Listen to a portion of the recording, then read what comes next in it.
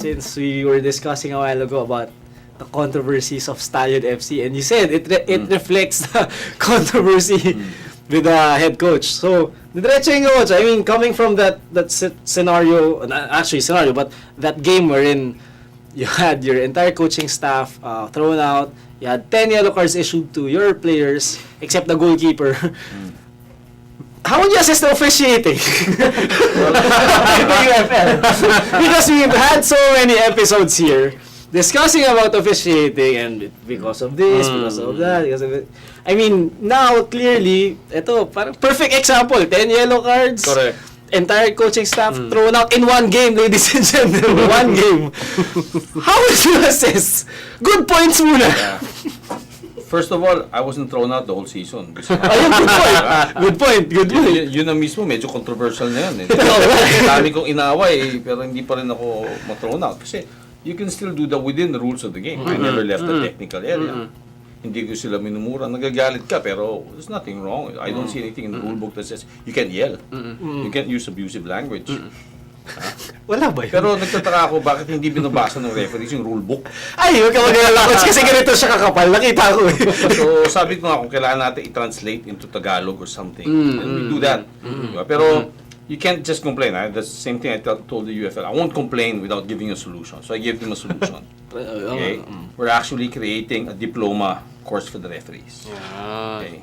So, kung hindi pa 2 minuto mga to, hindi ko na alam. So, but this is going to be in the University of Makati. Diba? So, hindi lang naman tayo magsasalita na puro angal. Solusyon din yung binibigay ko sa kanila. So, hopefully it's going to start next semester. Okay? So, this is going to be under the Philippine Football Federation. We're submitting, actually, they submitted the syllabus today. Pinakita na sa akin yung syllabus and everything. So, we're going to time it in such a way that I think there's 4 levels kasi in referees before they get to the elite. Yeah. So what we're proposing is a 2-year diploma course for 4 semesters. So as you progress to each semester, yung exam was the licensing. Diba? So they will progress. After that, they can take a few more semesters to the elite course. And hopefully, if this works out and we get, again, support from FIFA, this can also be a FIFA licensing course for referees. Kasi coach, I inquired about the referees course. I think it was just a weekend, tapos may magkaka-certificate ka na, and then you'll be... So it's just a weekend to learn so much about football. So I don't think it's crammed enough. I mean, it would be started off na...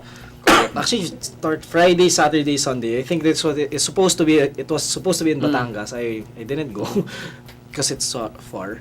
But the thing is, you'd start off for sa youth level and then moving up, but different times. And the problem is, kailangan mag-request yung FA.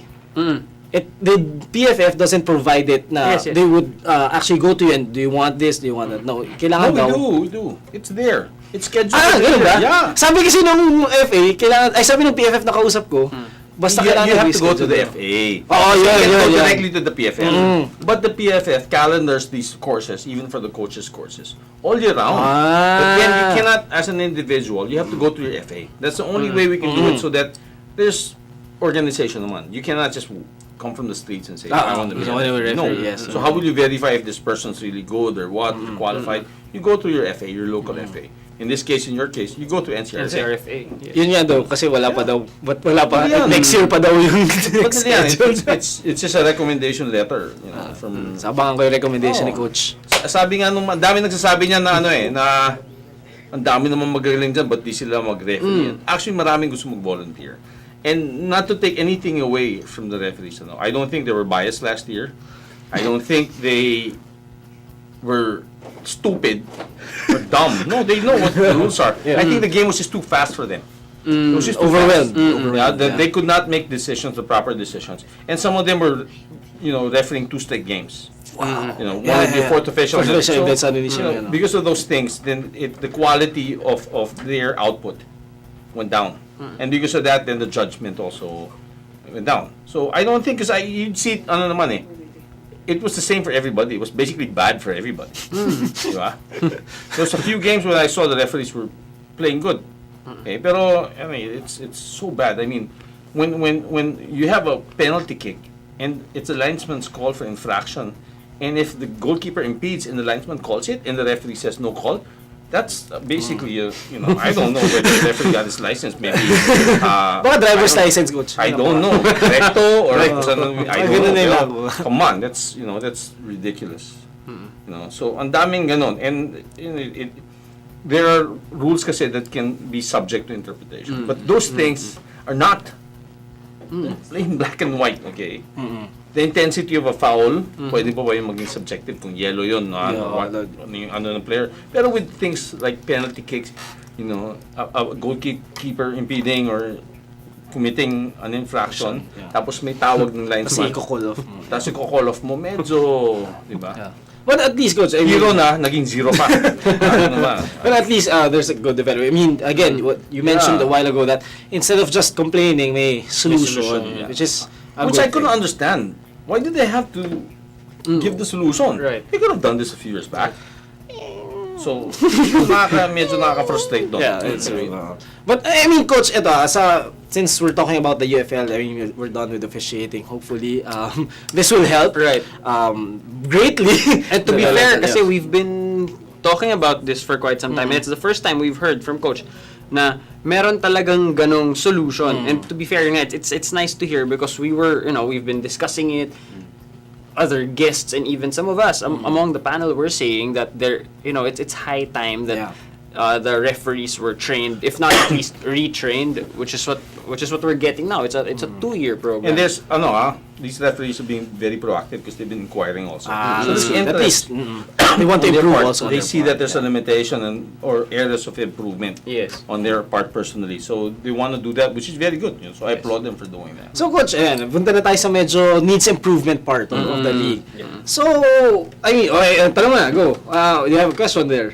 Oh, written down before. Yeah, it's obviously we know what really needs to be changed with the league. What would you say is the biggest success of the league? Yeah. It's grown massively over the last few years. And so what does that mean for Philippine football? But what was the biggest success of the league this time around? Before we used to, and the UFL did a very good job in promoting football, is getting the media. Yeah, Main that's the leagues biggest. involved. Before we had to pay. It was an envelope system when it came to getting articles written about the national team. Now it's not.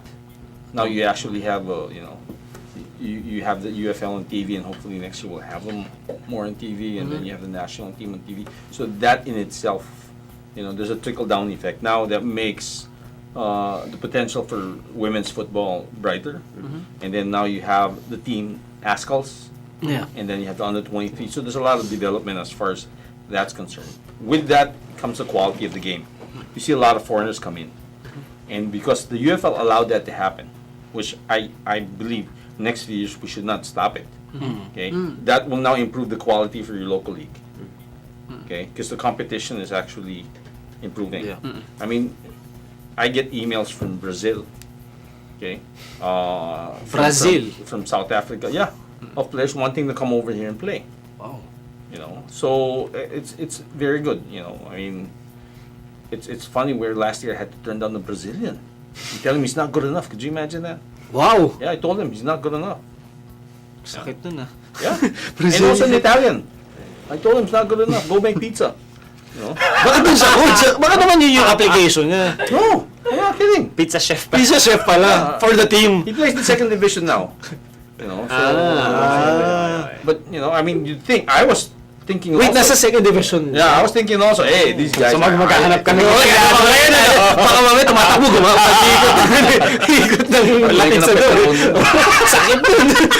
I mean, okay, so meron coach na, meron tayo, we have the needs improvement part, the big one, and then we have the greatest success story, which is bringing in the media and then helping out truly. Actually, success story in the and way getting players paid. Those are the big things that the UFL was able to do. So, coach, with those developments, next year, what would be the biggest change that the UFL will be encountering, or would be the league or the committee? What I would like to see, I don't know. Since I'm not part of that management group that makes the decisions, I want to see more transparency. Okay, because I don't know what's going on. I mean, we know what we're being told. But I don't see it. Just like when we have problems with the referees and we're supposed to write these letters to the technical committee, but then nothing happens. I think we wrote like a couple of dozen letters. Nothing happened. Walang audit trail, kumbaga. No, I don't know.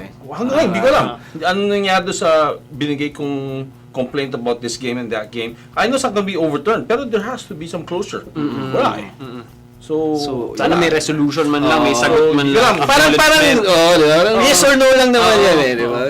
At least as simple as that. And I guess, as you know, as a whole, we have to try to help each other, and I'm guilty of that also. Improve the image of the UFL. I think because also of social media, we're too vocal. Diba? Sino coach tayo? Kayo? Hindi ako.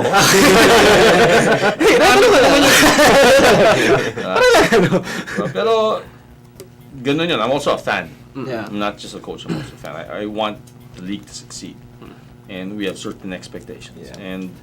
And I think there's still a lot of areas to improve on, but it has to be faster.